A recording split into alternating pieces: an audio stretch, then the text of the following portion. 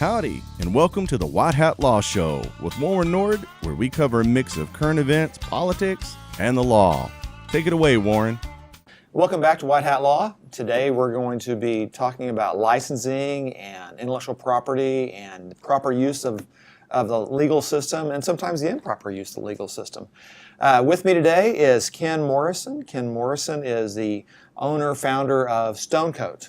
And as we were talking beforehand, before the show started, he kind of told me the story, and it's an interesting tale of how you got here. So rather than me try to remember all of that, I'll just ask you to give me the 2-minute bio of Ken Morrison. Well, in 2 minutes, I'll give you the surface. Yeah, that's exactly right. Because the longer you do this, the more complicated it gets, right? Right. So, I like to tell people that as an entrepreneur, as a business owner, you have to protect yourself. You're always going to be in some kind of a legal situation, even if it's not, patent or intellectual property, things like that. It's just legal is a part of your business as you grow.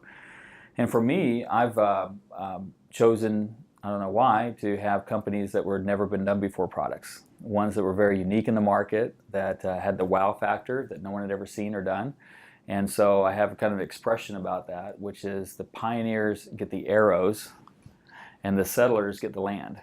So I think I'm crazy enough that I've wanted to do these things that no one had done and create a market. And when you do that, you have people coming out of the woods and the woodwork just trying to kill you, steal you, try to destroy your business and take what you have. So it's a little different than starting like another plumbing company or another IT company. Right.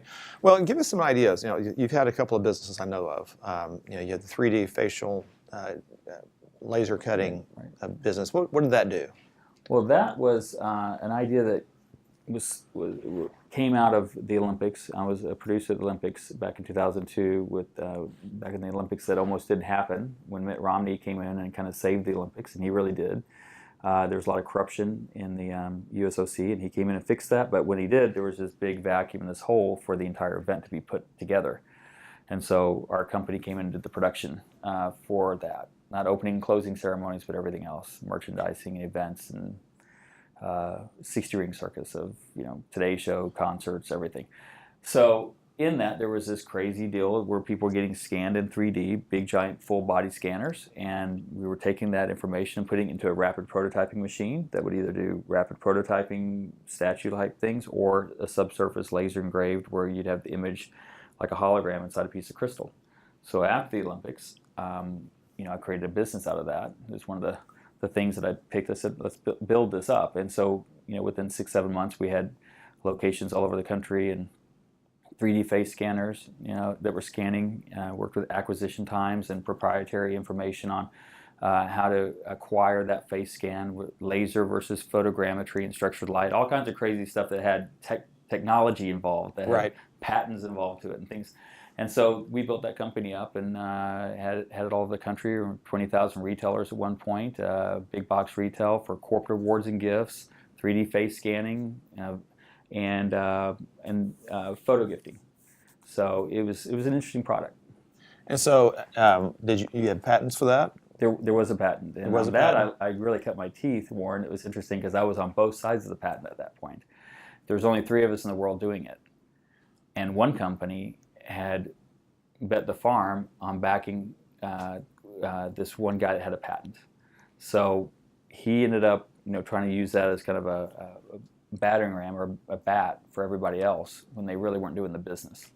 And so we built the business up. Eventually, the 3 companies merged together, and so I found myself on the other side with the patent. So in one way, I was able to see you can go to into the market without a patent. Right. And then I also saw what it was like to have it in your back pocket. So, I kind of learned a little bit of jiu-jitsu on both sides of that. Right. Well, of course, it's always better to have the patent than to not have the patent, but having the patent doesn't guarantee financial success.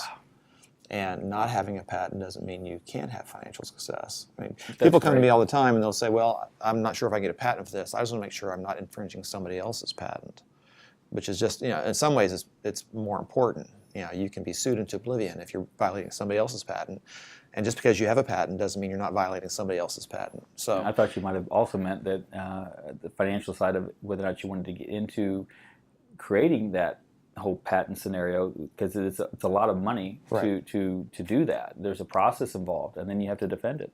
Right, and it's always funny because people will say, "Well, I've got a patent. How can they do that?" And I said, "Well, the patent just gives you a tool. Mm-hmm. It doesn't wield the tool for you.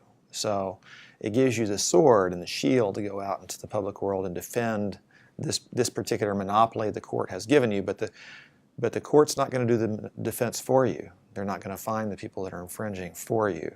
They're not going to make these people pay you without you doing the work. You are the engine. They are simply tools." And so, well, that's interesting. That's why I love talking to you about this, because we're kind of frick and frack here. Because as a businessman who's had these businesses that has to have patents, intellectual property, has to defend it, I realize it's not always about the product. It's sometimes about marketing. And so, having someone like you, having somebody that has the knowledge to be able to say, here's how you can navigate business decisions based on your intellectual property, business decisions on your intellectual property, on your patents, defending it, or being somebody who's on the other side of it, or you're infringing on one. And I don't know, what do you think about that? I mean, you see people starting up companies that are probably on both sides, right? Right. Well, when somebody comes to me, because of just where I am in central Arlington, right, and so we don't have a lot of huge manufacturers around. What I normally deal with, people that are starting businesses, and sometimes there are people who don't have the money to go off and build something huge, and so they have an idea, they've got drawings to know how to do it, and they don't really know where they are in the process. And so the first thing we have to do is figure out, can we get a patent on something? And if they've chosen a trademark, sometimes people will say, well, I need to get the URL of the domain that matches the trademark that I want to use, make sure it all flows. Well, we need to make sure that that trademark isn't taken by somebody else. And it happens routinely. Just last year, we helped a guy who had been in business for 40 years, had a very successful business worth a lot of money, real money. And somebody who he was competing with 30 plus years ago got the trademark first. But his business faltered. So he owned the trademark over here, but he didn't have a successful business. And so we wound up having legal events had to occur to bring that trademark over, so that the guy who had the actual empire was able to properly get that piece of armor and put it where it belonged and where he should have gotten it 40 years ago, literally 40 years ago. So sometimes you're going to do just fine if you go off and you start your empire and you can make it up on the backside somehow, but it doesn't always go that way. I think what point you said before the broadcast was that sometimes it doesn't go the way it should go either. It's not right. Right. I mean, it may have been right for him to have had that, and the right thing to do for that guy to have given it to him or whatever, but there's a legal process that people can play with. Right. Well, and it used to be the world was smaller. So if a dentist in Maine wants to have a logo or a trademark that has, smiles all the time, and he gets that registered, well, does he care if somebody in Fort Worth is using a similar logo? No, he really doesn't care. Dentists do not compete nationally under normal circumstances. But it's what we do now. We go get the trademark, and somebody over here that's a local business will wind up putting this guy over here in a situation where you can't easily do what should be done because the system is not really geared toward understanding that or responding to it. We used to, and you still can in Texas, you can get a Texas trademark, and it's much cheaper than a federal trademark. But it's not nearly as valuable because, of course, it doesn't have any power outside Texas. So we're going to take a break for just a minute, but before I forget it, because I always tend to forget this, nothing you hear today is going to be legal advice for you. Okay, we're going to talk about examples and things that might happen, and we're going to assume things when we talk that may not be appropriate for your situation. So please don't say, well, Warren, you said this in the show that this is going to be that. may be true for you, it may not be true for you. But feel free to come by and see us, and we will talk about what's true for you. So let's take a break. We'll come right back, and then we'll talk some more about licensing. Whoa, hang on to your hat, folks. More with Warren Nord when we get back. Y'all are back here listening to the White Hat Law Show. Warren, who do we have up next? And thanks for coming back. Today we have Ken Morrison, and Ken is I think the word serial entrepreneur is apt here, and that's a good phrase. Right. That's one of the highest compliments you can receive from this I don't show. know. Certainly, That's my wife. Yeah, yeah. They go. Wives of serial entrepreneurs have lunch with their friends, and they'll say, "So your husband gets a regular paycheck? That like every Friday it's the same. Right. That's so odd. And so she's anyway, honest, she'd say, maybe not. So dipping into the savings again, we were talking about licensing, and I know you've had adventures in a number of different methods of getting your product to market. And so what I'd like the viewer to hear is some of your experiences and what you found challenging about each one of those kinds of things. When someone says, well, how do you go to market, what's your current mode of sale to get for the consumer to get your products? Specifically in Stonecoat, the company I have Stonecoat, now? yeah, let's just do Stonecoat for the time being. Well, Stonecoat is a unique product, and I'm not going to go into commercial. Well, no, take a minute and hawk it. All right, hawk here it. we go. Do it.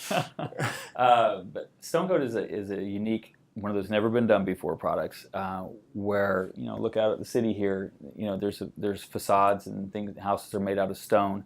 Well, this is the first time. It's a very unique sort of alchemy where we have a bag. You add water and you have real stone. It's not cement, not cementitious, it's real. So architects and builders can meet their masonry requirements, and we can actually turn these walls in the studio into stone, blow right onto drywall, blow on a 10-story building. It's just a new building material. And so with that, there's formulations, there's proprietary process that's been created and how to do the application. At the same time, we have our name, Stonecoat, which we had to trademark and defend. And so I feel like sometimes, like we said at the beginning of this, the legal battle is always there for an entrepreneur or for a business owner, big or small. You have to protect your name, your brand, your trademarks. At the same time, you sometimes have a product that's a unique patented, thing that you have that has proprietary. Okay, but how do you go to market today? I mean, what if somebody wants to buy your product? So when we do that, somebody wants to come on and be a part of Stonecoat. First, we have our own local corporate model. We do jobs in Dallas, Fort Worth. So you do applications. We do applications. So you have the product. You own Yes. You own the material and you sell we the actually material. blend it, manufacture it. And then you have another organization. Or is it the same organization? Well, that's part of the legal side is Right. to break these things up. And we've talked about this a little bit off camera about being able to protect different entities. When you're doing actual jobs, you probably don't have the liability of that or a franchise that could get to the intellectual property of the product or to the company. Right. And so we've had separate entities that would do different things. One for manufacturing, one for intellectual property, and one for jobs. And then to get it to market, and answer your question, through franchising or distributors. Distribution. Okay, so do you have franchising and distributors? Interestingly enough, learning along the way. That's how you kind of learn. Well, that's what people want to hear. They want to say, tell them, from me. tell them cautionary tales. That's right. They're my favorites. Yeah, it's what's the Will Rogers quote? It's hard to learn from mistakes you've never made. Right. So I like to learn from others' mistakes, but I've learned a lot from my own. And so as I've gone along the way here, we started out in distributors, a distribution model, kind of like a pharmacy. We make the drug, we brand it, we sell it across through the pharmacy, and it's a controlled substance, right. sort of say. So with that, we would have people go out and apply it, and they would use our name, just a trademark, but they would be liable for the workmanship and things like that. So after a while, we thought we wanted to go in a bigger distribution model in Home Depot, which we're in now. And okay. And with that, it was going to be really loose out there as far as the control nationwide distribution of Stonecoat through 2,000 Home Depot stores. So right. we thought we better get some controls back on it through a franchise model. Because my advice that I had gotten at the time was you can control more of your quality control and application process through the franchise than you can off the shelf. And so we created a franchise. The term is a federal disclosure document. I think it used to be called a UFOC circular in the past. Yeah, an FDD, a franchise disclosure document, and then you often have a franchise agreement, and you had this registered with the state of Texas, right? And with the feds. Yes, and so we have several franchisees, but as real life happens with businesses, when people aren't doing everything that they can do and you're not happy with the way the franchise is going, maybe sometimes from corporate, not from the people, they're all still going great. We don't have any dropouts and everyone's happy. But from the corporate structure, we didn't renew our FDD because it comes up for renewal and you have to keep that going. And because we weren't happy with the program. So then we went back to a distributor model. And ours is unique because we didn't charge royalties, which is a common thing for a lot of franchisees. We just sold the bags and we gave them the opportunity to make all the money they wanted to, and they bought the product, do a great job, here are all the controls, the training, the name, all that. And without the royalties, it didn't really matter. So you're just making your money. So bag sales on the bags, and you were just controlling who purchased the bags under what conditions they purchased them, and then they could resell them only under particular conditions. That's another thing. Right? Do we want them to resell them? Right. Or should these people be franchisees that when they go to Home Depot and they see the advertisement and they call the 1-800 number and the person goes out to measure and sell the stone coat job, that's the only person who can apply it. So they're licensed. So I guess a franchise disclosure document gives the person the license to use and apply the product. And it kind of gives an idea of this is what your expectations, right? Sometimes I have to explain what contracts are for. Contracts are not so you can get over somebody else or even really to prevent somebody from scamming you, although they certainly do that too. But contracts tell people what to expect out of all the parties. It is, and I have actually represented a grandfather and a grandson against a generation in the middle because they all were in business together and there was nothing written between them. So they didn't know what the expectations were. Nobody was trying to rip off anybody. But because they had no written document, because everybody thinks, well, we don't want to insult each other by asking for a written document. The written document helps people understand expectations so that you don't ever have the fight. The business divorce does not happen. So having the piece, so you're selling to people who are going to install it, and you're saying these are what's expected of you, and that's what the franchise is. We were told that the franchise had better controls in place. A long time ago, I did consulting in another lifetime for the car industry from the corporate level in Detroit, and they wanted to change the quality of their dealerships. Chrysler Corporation did, so our contract was with them, this company I worked for. And they literally threatened to disenfranchise 70, 60-year-old franchisees from the Chrysler Corporation if they did not comply with the changes they were making back right after Iacocca and during that whole change that they did. Right. And so, I saw then that that's quite a powerful tool to be able to tell somebody we can disenfranchise you, and here's a federally regulated document that says we're going to do that, versus a distributorship agreement that maybe some local attorney put together and thought it was a good deal, and there isn't many traps. Not that there's anything wrong with little local attorneys. We're okay people. That's right. A good one, I said. Yes, One. Very good. And so that there are more teeth in a franchise document or franchise agreement. So I think to your point though, a contract's only as good as the person who signs it. I'm starting to learn. Confidentiality agreements, whether it's expectations. That's a common, and these things are going to hit us. So we just sometimes what you'll see, in especially in licensing and intellectual property, you'll say, this person's got to indemnify me on this. A phrase which here means anything happens and I get blamed for it, you're going to take care of me. So when you indemnify somebody, you're going to take care of the problem. Problem is, what if that person who's supposed to be indemnifying you is broke and has no ability to really.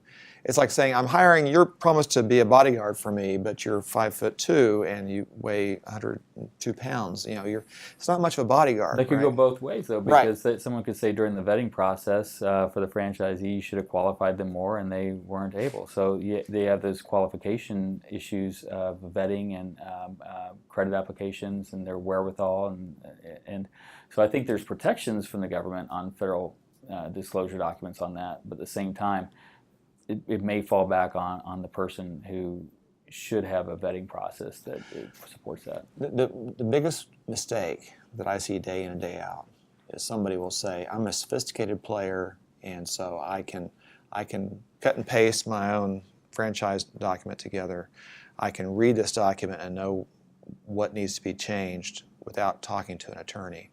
And as the ongoing theme of one of these themes of the show is that we are so much cheaper on the front end than the back end. You get. I will tell you that's true. So, public announcement here. What he's telling you is true. I had to learn that so many times the hard way. Whether it's going cheap on a trademark and going with some impersonal online organization, you roll the dice. 50% of the time, it probably works. But the other 50% of the time, you wasted your money and lost time, and somebody else might have gotten ahead of you because that's just what's going to happen. And on the street, though, I think even if you have the best document, you're still going to have people who are not good people. I mean, the name of this program is the White Hat, know, because there are black hats out there. That's right. And there are people who try to use the legal system, have no intent on doing right, and I've run into plenty of them, and they had ill intent. With that being said, though, if you have your documents in place, then at least you have a chance when you go try to defend yourself. Well, that sounds like a good, we'll call that a tease for the next segment. So we'll come right back in a minute. We'll talk about legal adventures in licensing, cease and desist letters, and all the things that make lawyers loved throughout the land. Be right back. Whoa, hang on to your hat, folks. More with Warren Nord when we get back. Y'all are back here listening to the White Hat Law Show. Warren, who do we have up next? Welcome back to this last final segment with Ken Morrison of Stonecoat. Now, in this segment, we're going to talk about legal adventures that every business person can identify with. And one of the things we want to do here is kind of say, be alert about this, that, or the other thing. What would you tell people that you got to be wary of, or whatever's on your mind that's been most recent? Well, the biggest point is what you said. You need to make sure that you realize legal is a part of your business, and you have to take it serious on that. And even though it costs money, it'll cost you more money in the end if you don't think about it now. Whether that's non-compete, non-disclosures, or registering a trademark, or not registering it and then finding your business takes off and all of a sudden you needed it and somebody else has it. So there are things to think about before you just launch, because there's a lot of money that's involved in launching, starting a business, and it's better to pay it now. So for myself, after almost 12 years of this company called Stonecoat, I felt like I did things the right way. I went and got the USPTO trademark for Stonecoat, and which was hard to do. People said it couldn't be done. I went and filed for a patent for our product, which has taken a long time. A big law firm, intellectual property companies doing it, and it's taken 6 years and a lot on money. And 6 years. 6 years. That's above average. That's a long average time. Is 2, 3, 4 is getting on the higher side. 6 is an impressive length of the time. Yes, and impressive in the fact that every year that's money. So right. And I think you have to weigh out what's important in that. If it's that unique, do you really want to pursue that? Are you really going to be protected? And I'll say it's interesting to tell you that, having done a bunch of things, like on the crystal business, there was an intellectual proprietary technology that was patented through a person that was a squatter in England. Wouldn't even using the technology. Old missile defense system technology finally found its way to be able to do lasers that would shoot inside a piece of crystal and do an image. Well, that's great. So the patent was for the laser technology and the galvo systems and how to turn a point cloud and a dot CAD into a algorithm that could be used. It's great, pretty technical. So you think you pretty well have that handled. But the Chinese decided instead of the machine going like this, they would make a table that would go like this. and all of a sudden the game changed, and how are you going to go and try to fight the Chinese government for a very similar technology end result versus, and there were things back then called prior art. So Sure. they would have Still to, is. prior art meaning Yeah. somebody, you tell them you're the legal. Well, in this prior case, art. you know, that if somebody were to do that, I would just, like, knowing this is all I know about it, right? There's something called the doctrine of equivalence in patent law. The doctrine of equivalence says, look, if you're doing pretty much the same thing in the same way as the patent talks about, then you're still infringing. And so if you said, we're going to position this table instead of positioning the laser, I would say you really aren't doing anything different. You're just moving the table instead of the laser. And so it's the same thing. That's a good argument here today. But then, and if you're starting a business, these are the kind of things you need to think about is, do you really want to fight the Chinese government over that theory, or do you want to just move first to market? Right. So when I was on the other side of the patent, it's nice to say that I was first to market. And so when the people who had the patent who would try to send cease and desist to me, to Walmart, to people who had legal a lot of worries to be. They were concerned about these things. Yeah. I won. Yeah. I mean, because we were so entrenched in the market that we captured the marketplace eventually, so that the people who did have the patent said, let's just merge together. We've got some technology, we've got this, and you have the market share. And so one of the dangers there is, of course, everybody's going to want you to say, well, you're being challenged. Are you going to indemnify us? Right. Because if you have a product and you're selling it and somebody else is reselling it, well, they're infringing. If you're and there were infringing. times when I did indemnify them because it was it was a business decision to say how much money will we make versus indemnifying them when it's already in a legal lawsuit. So you have to get good advice on that. So that's an example of that. But then you can get down to the real simple right now today. I'll share with you as a business guy with Stonecoat, this company. I went through all the proper channels to trademark Stonecoat, 2 words, and got it done. And all of a sudden I looked on YouTube the other day as part of our social media and marketing, and we're not there anymore. After having all this organic, hits and exposure, some guy, and I won't mention all the names or anything, but I've mentioned the name of my company. So, but you go there, and there's this guy that's doing plastic, countertops, something that's not related to a natural stone product like ours, and got a whole bunch of probably Chinese bots to do a bunch of likes because he's got 2 million hits, and you can do those things, those algorithms, and so he's just took over in the past 5-6 months where we're not even seen as a presence. And I know that he's wrong. It's confusion in the marketplace is what we've been told it is, and it's also an infringement on our trademark. And we get calls that are confusing. So how do we do that? I have a choice. Do I spend the money for a cease and desist? Do I spend the money to sue him? Those are things that I have to weigh out the value. And to me, that's a value right now where I said, okay, we're going to have to do this. It is common. It is very common to have a situation, and this is true in defamation situations too. You see somebody who's infringing your mark. Do you bring more attention to this person by suing him?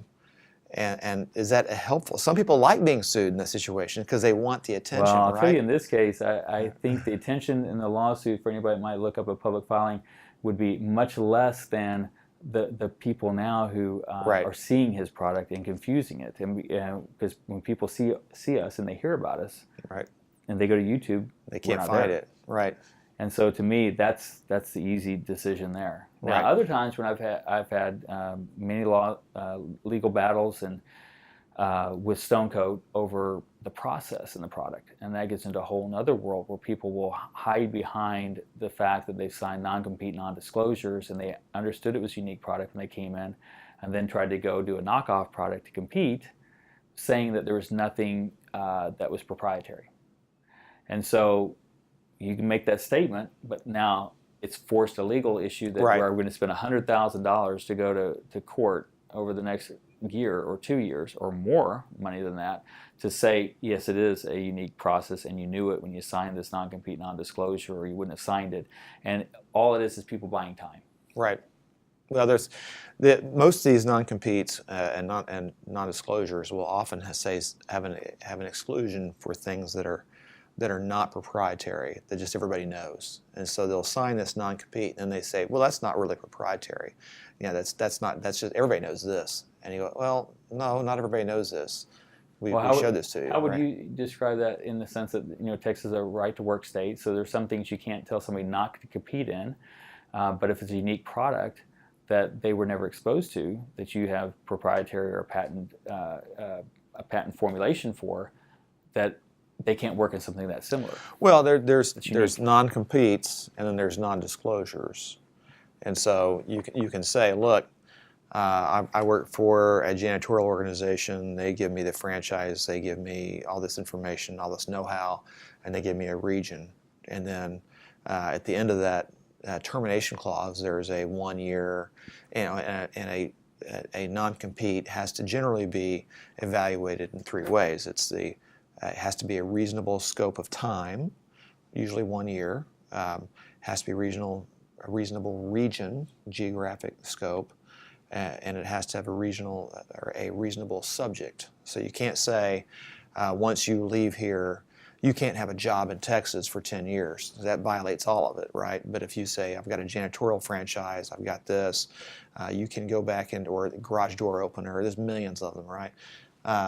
For 1 year in the DFW area, we can do that. And so it just depends on, and all these things are fact intensive. And so wouldn't you say a lot of the dividing line is how unique your product really is sure. versus the competition of clients and information that might be in the realm of marketing or strategic advantage versus a very unique product? Right. Trade secrets you can protect forever. Right. So you could say, I'm going to show you how to use my how to build Coke, and so, but you can never use it once you leave working for me. You just can't do it. Now you can compete with another syrupy beverage a year from now anywhere in the United States, but you can never use my chemical formula ever. And so that you can tie down. And just to tell you guys, rewind what he just said if you need to, but it goes even deeper, because if that guy went to go start another syrupy beverage, but yet he used the name Coca instead of, or Coca-Cola, and it looked like a Coca-Cola symbol, then you've got confusion in the marketplace, or famous brand. Well, now you have 2 issues. Now you violated your non-disclosure, and you're violating trademark, right? And so each one of these types of intellectual property protects different things, right? And so the trademark protects the goodwill of people, with people who are consumers. And we have found, through our culture, that the easiest way to protect consumers is to give the people who own the trademark the ability to sue people who are confusing, right? And so the trademark really protects consumers from being misled. Then you have the patent. Of course, you've experienced this. The patent protects an apparatus or a process. So, but when they say that it's not proprietary, or someone wants to try to hang their hat on, I'm going to challenge that. Right. Well, it clearly is, right? And the whole deal, the reason patents exist is it's a deal between the federal government and an inventor. And it says, if you will tell us what you're doing, just openly tell us, then we'll give you a 20-year monopoly on that. We're not going to enforce it for you, but we'll let you go hammer them using your own attorneys.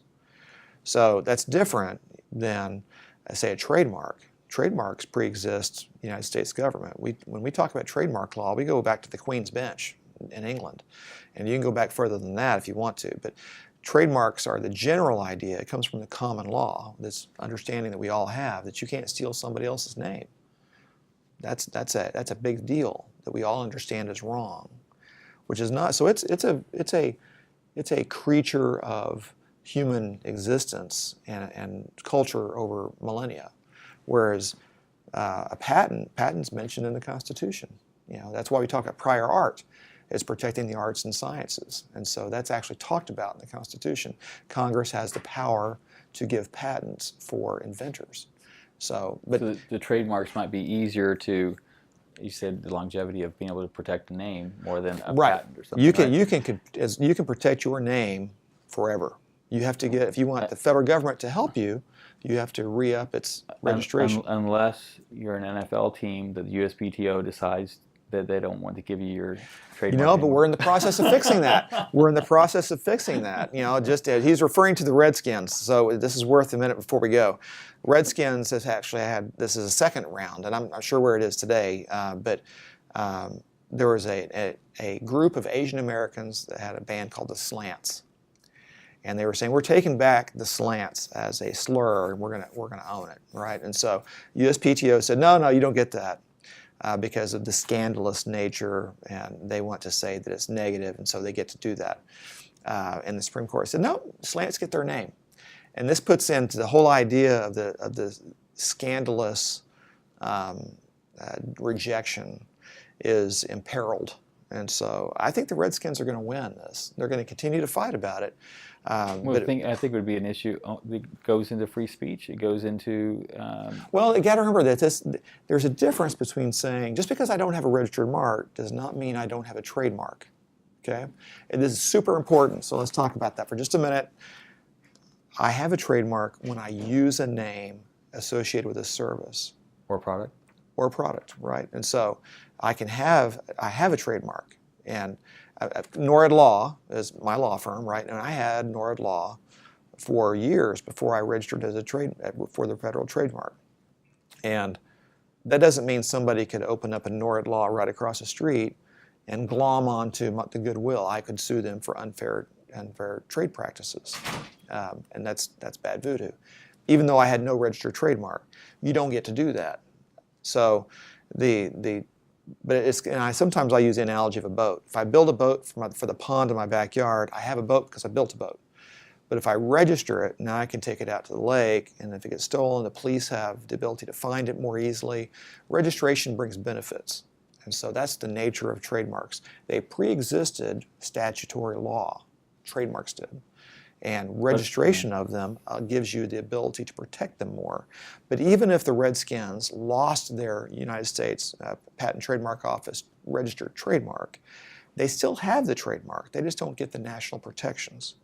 But they can still sue people for using the Redskins name if you're selling it in concerning their football jerseys and you're using what they've developed. As a business guy, I thought the merchandising and the amount of money that they would lose if the USPTO. I think the other thing that was a little scary was to see that it was subjective. Oh, that absolutely. It was based on things that were politics. not in the USPTO guidelines. It was.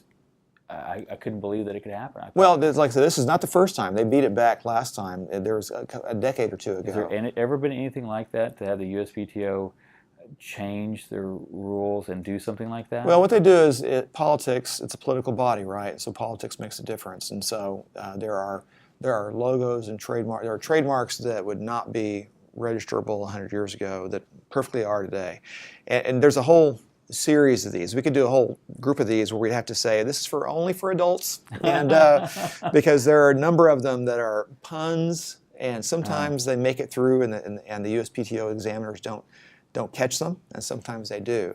But there's a whole bunch of these, and so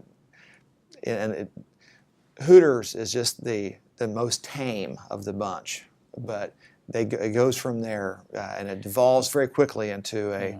It's somewhat humorous, but it's you say, do I want to really have the federal approval on this trademark as a thing?